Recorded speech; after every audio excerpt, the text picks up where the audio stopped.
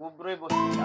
গুবরই বস্তিকা মানে বন্ধুরা ওনার এখন দাদুর বয়স হচ্ছে এই ৮৮ বছর চলে।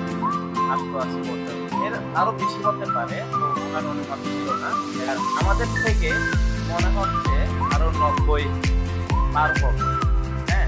উনি মতো বলতে পারতেছেন। তো উনার অনুমান দিয়ে ওরা ওনারা এই ওই যুগে বসবাস করে অনেক কাজ করছে।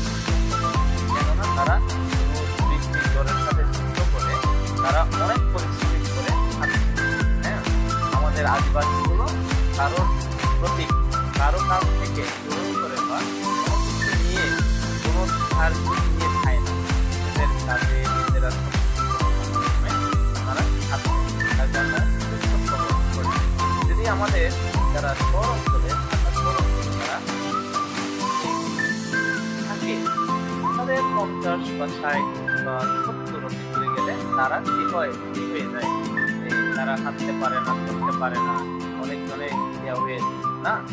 তো আমাদের আদিবাসীদের যারা করে খাওয়ার কারণে প্রচুর পরিশ্রম করার কারণে তাদের ঘাম ঝরার কারণে ওনারা এখনো ৯০, ১০০ বছর এমন ব্যক্তিও আছেন, এখনো আছেন। এই আমার দাদুকে এখন দেখতে পারতেছেন যে ওনার এখন ৮৮ বছর চলে। তো উনি এখনো সুস্থ। উনি সব জায়গায় যাইতে পারে। কাজও করতে পারে এখনো। তো আমাদের শহর এলাকায় মানুষগুলো এরকম করতে পারে না। তাহলে এখানে তফাৎটা আপনারা একটু বিবেচনা করে কমেন্টে জানাবেন। আর উনার থেকে এখন